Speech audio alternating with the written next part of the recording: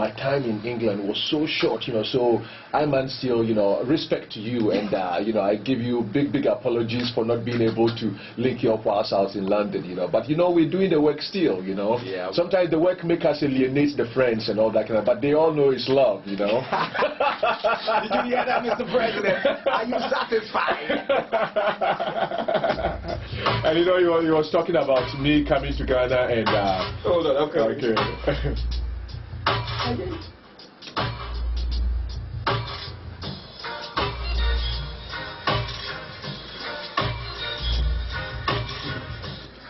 We have a tune from Rocky to drop tonight, but let me say greetings to the What's Up fans before I get myself in trouble tonight.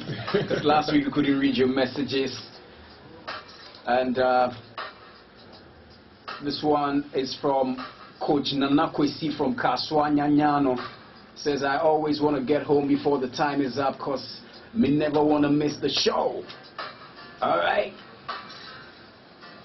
I always want to get home, and he never wants to miss the show. I'm a regular listener from afar. Since. I want to big up all the crew inside Kamara, Jabi, TZ, Fedilino, and man like Raskobi inside DC. Large up. Can't forget the What's Up. Can't forget the What's Up.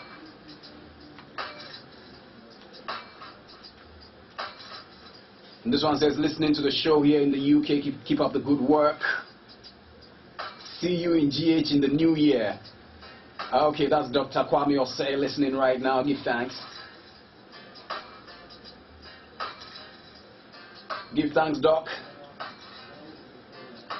Big up yourself, King Bullet, inside New York, doing the listening.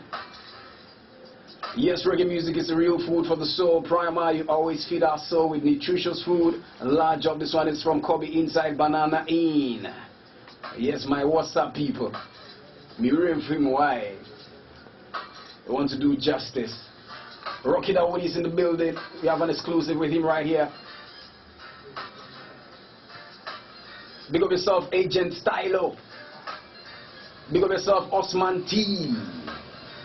Big up yourself, Toby Ghana. Yes. Ras Ality, big up yourself. King Bantan. Big up yourself. Toby Mauli, big up yourself. Daddy Bonka, big up yourself. The What's Up family, man. Ras Ality.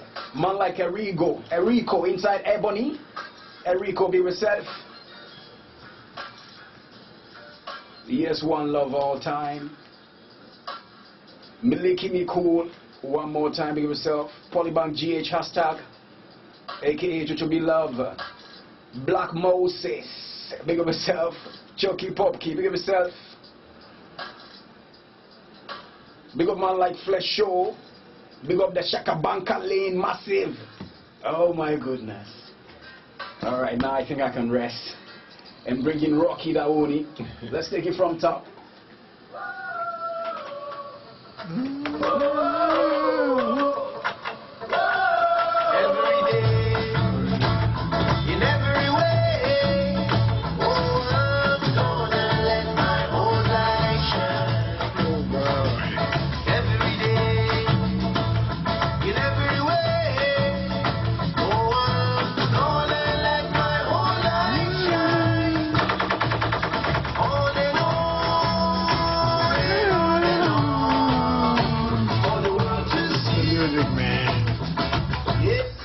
Okay, he's right here in the studio, Rocky. yes.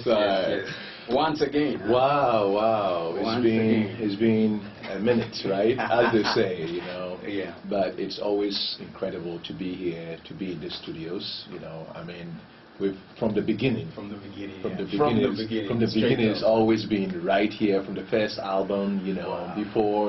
Before anybody in the world knew who we were, it was always here. Radio Gold, this is home. This is really home. So I'm really, really honored to be here. And the great thing too is that The record came out at the beginning of the year, so we've just been on the road and spreading out, being everywhere around the world. Let's talk about the record. Yes. Before we talk about what's been happening around the record. Yes. Branches of the Same Tree. Yes. What's the vibe behind this one? Well, Branches of the Same Tree was, it really is a statement of intent that, regardless of, wherever anybody is, after traveling to various places, interacting with different people, getting accepted in different places, learning about people's cultures, I recognize that, all of us aspire to the same thing. And in terms of the human family, once we start really recognizing that, whether our religions or any kind of whatever spirituality we believe in the long run, we all aspire to have the same common things, and I felt that that common thread was really the key to a harmonious coexistence among all people. And as a musician too, I felt the best way for me to be able to articulate that is through music, by making a record that really represents diverse cultures, diverse rhythms, diverse melodies around the world, but putting it all in a cohesive whole that can really appeal to the simplest and ordinary of So when was it released? It was released actually in February. Wow. Yeah, February. Yeah, early this year. And I learned is in the Billboard charts. Yeah, it was in the Billboard charts. It's now been shortlisted for the Grammys. And, so there's been a lot of great movement. Shortlisted for the Grammys. What does that mean? Okay. Nominated? No. The Grammys go, they go through three-phase selection process. Okay. First of all, thousands and thousands of records around the world that were released within the Grammy phase everybody will put it in there for it to be considered for the Grammys. And then experts will look at all the music in terms of every category to see which ones have the highest in terms of quality, in terms of artistic representation of whatever that genre is. And then they will choose all this, and then out of all of that, that is where the selection is done to be nominated. So out of thousands and thousands, it will be crystallized to probably a few thousands. And then out of the few thousands, then the nominations are chosen from there. And then once the nominations are chosen from there, then the nomination that really deserves the Grammy is chosen out of the So we're a step from the nomination. A step from the nomination. That means you are now being considered by the Grammy voters. They're going to be listening and paying attention to what is there, which is a very important step, for that to be considered. So they call it consideration.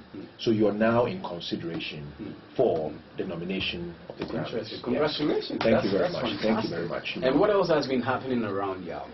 Well, the album has, pretty much, became a phenomenon, and, the reviews in it, first of all, the African Thriller video, which was the first video that launched it, was launched by Entertainment Weekly, which is one of the biggest entertainment publications in the United States, So they launched it, so it was a very high-profile launch. It gathered such great momentum. When the album came out, too, the album became, it's been on a top 10 list of so many various radio stations around the world, both in the United States and in Canada. So it's all that momentum that led to the album now charting in billboards, And then the reviews too have been really amazing, because the reviews have really likened it to a groundbreaking record that has taken reggae from and taken it to a whole nother new level.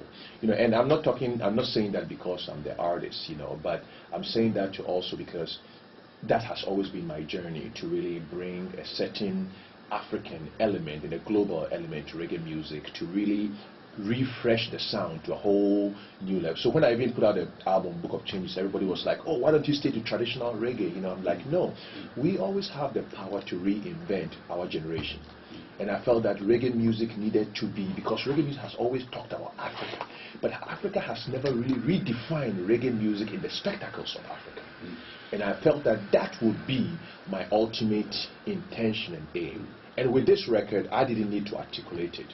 It was the reviews you know, when it was reviewed, you know, in some of the highest, Pop Matters and all those, they all came to that conclusion from pundits around the world. So I feel that we have achieved an incredible milestone in terms of bringing an African stamp to the record. And now that the record has been able to integrate African sounds and also being in the selection for the Grammys, that means that our intention of really globalizing this sound has been realized. So for me, it's not about a nomination or anything. It's just about the recognition that has come with this record and the touring and playing around the world, going to places where people are singing, these songs, and these songs are growing in their popularity. This year we've, played everywhere, pretty much. I was in Europe, we did from Greenland to Iceland, to Denmark, to Germany, to England, Canada. I've done 2 tours of Canada. I'm going back again for, Mondial Montreal, part of a southeastern U.S. tour. So Ghana music has made an impact. Not an impact by which you mean that you win some awards and everybody thinks that that's impact. Those things are not impact. Impact means that getting into the crux, getting into the fabric of communities, where you go to little communities in the backwoods of somewhere in the U.S. and people are singing the song. When you go to Finland, what's called Greenland, I step into Greenland, the people come to the airport to meet me there because the music is very, very popular all over. That is what I'm talking about, our music making. Because for me, I see it as evangelism. You have to bring the music to the people. You have to sow the seeds of Africa, the seeds of Ghanaian music in the hearts of people all around the world. And I feel that the years of hard work, the years of trying to really innovate a sound, the years of trying to bring Africa to the world, now I see the fruits coming back. That people really giving that recognition, and it's a good place to be. Rocky, tell us about this whole leadership council thing, because we read it in the news about you being part of a very eminent leadership council. Well, let me say, earlier this year, the whole thing started where I was invited by an event that was being organized by the Gramy Museum and also the Robert F. Kennedy Center for Human Rights. So it was a concert that featured, some of the biggest legends in American music. I mean, a lot of them, we don't know them here, from Melissa Etheridge to, these are multiple Grammy-winning American legends. And then I was one of the artists too that was invited to perform on this event. So after the performance, the family of RFK, Robert F. Kennedy, were there, and so they requested to have a meeting with me, So I met them for the first time there, and then they took their time to also really research my work and my music and all that I've done. So it was one surprise. One evening, I got a phone call, and the phone call was Kerry Kennedy, who's the daughter of Robert F. Kennedy, and she said that the RFK Leadership Council, which includes President Bill Clinton, Ethel Kennedy, Quincy Jones, Archbishop Desmond Tutu, and also Harry Belafonte, they have decided to invite me to be a member of the Leadership Council and ask me whether I wanted to accept it. And you can imagine, they don't have to ask. They don't have to ask, I'm a kid that grew up here with a dream. With a dream to improve, to take music and bring the music not only within Africa, but bring it to different borders and be able to use that music to impact change and really reach as many people as I can reach around the world. So it was a very, very, great honor for them to really see me in that level of being able to be on a council with presidents and world leaders, and also serving in an advisory capacity to a name that in America, the Kennedy name is a big, very, very big, important name. And so for me to be attached to that too, it was really a great honor. And it also was a testament to all the work over the years that I've done in the areas of human rights, you know, which I've been very involved in. So tell us about the United Nations, your work with the UN as well. Yes, I was invited a few years ago when Hillary Clinton was that time Secretary of State. There was a report that the UN found out, you know, where they discovered that there were about 4.3 million people who died every year from the usage of traditional cooking methods. You know, by traditional cooking methods, I mean using, you know, wood and, you know, charcoal and, you know, like the local styles of cooking, you know, that were not using like really clean energy. The smoke that was coming from all this, that, you know, most of us grew up around, you know, situations like this, and we took it for granted. You know, our mothers would be in the kitchen, we'll see the smoke coming, you know, the sellers will be selling, trying to make a living for their family, you see them inhaling. It was discovered that a lot of diseases, you know, especially, you know, diseases that affected women and children, were actually linked to a lot of the cook stoves, you know, and a lot of the smoke that they've been inhaling over time in the kitchen. So this became a public health crisis for the United Nations and also the US government and whole lot of other governments. So they decided to put together an organization called the Global Alliance for Clean Cook Stoves, and to give them the mandate to bring various governments, various manufacturers around the world, NGOs. You know, it was about now it's about 1,300 organizations that make this. So to bring them all together under one umbrella to try and find a viable, what's it called, a way to try and make cooking very safe, because we cook every day.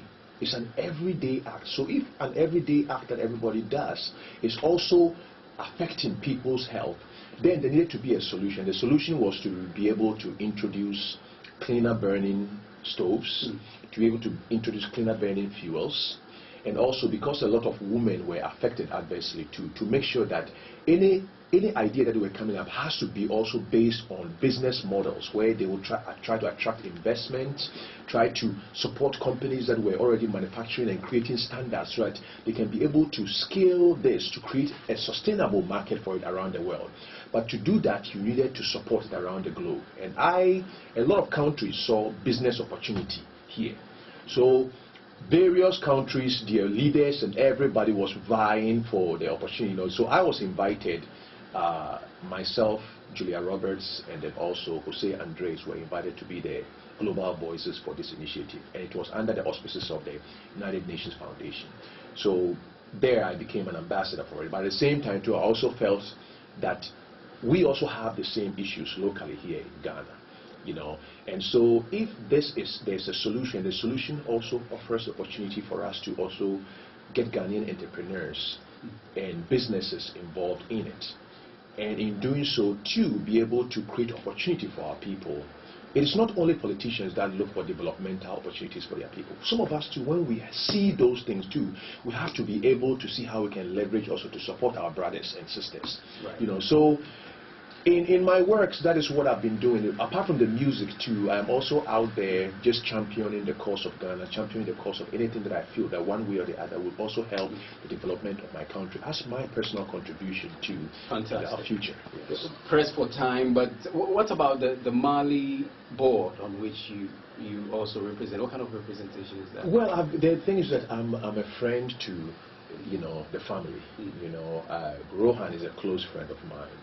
And so, you know, in terms of the Mali Coffee, you know, the board that was behind the Mali board, you know, I was one of the people that was also invited onto as an advisory, you know, to be part of the board, you know. So for some reason, everybody, you know, prizes my insight and your advice. And my advice, you know. You're a roaming advisor. I'm a roaming advisor, you know. So it's only in my country that I'm not asked to making advice on anything, you know. But it's okay. It's okay. The prophet is not honored in his own. You know, it's all good. It's all good. I'm not complaining. But all I'm saying is that, you know, anybody who's listening, every youth has to learn that, you know, we should all dream and then follow our dreams in our hearts and work very hard. And also, you know, once you have a dream and a conviction and you back it with humility, because humility allows other people to be able to work with you.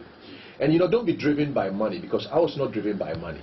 You know, and that opened a lot of doors, because money sometimes closes doors. Absolutely. And no matter how much you make, so there are rich people who are poor now, and there are poor people who are rich now. So just know that once you keep yourself open and you work very hard, it's always a relative value to success. You know, so just keep working hard, elevating your standards, and also know that, you know, we have to all live for each other. You know, Ghana, we have a big blessing. On that note, yes. Well, let's quickly wrap up with the conference. There's a conference and there's an Alliance Française event.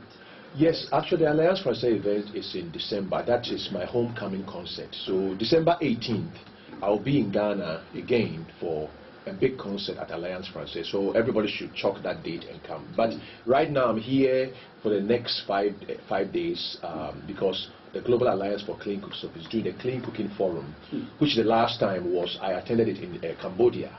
Wow. You know, but this year, you know, because of all of our involvement and all of our work and seeing the opportunity that this provides in terms of public health, and at the same time to opportunity for industries in Ghana to learn about this and also embrace this, the forum is coming here. So there's about 450 delegates from various places around the world who are all coming here for 5 days to meet here, and it really is an honor for me to be here. So I'm also working with Stephen Appiah. Stephen Appiah also now is one of the ambassadors. You know, so we're all going to be part of this. So, you know, it's a great time to be here in Ghana, you know, and also be part of an initiative that I know that is going to impact our development in the long run. You know. Rocky, many thanks for joining us here tonight. Thank you very much. Yeah.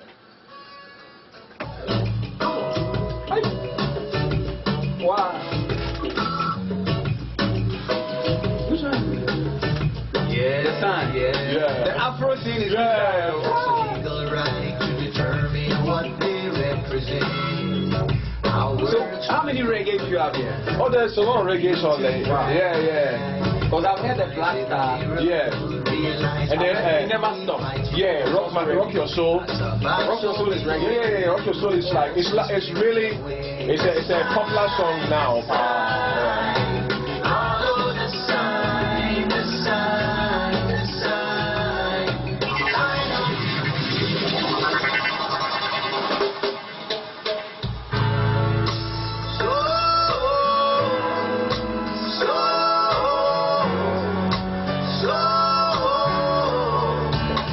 So which band do you work with now?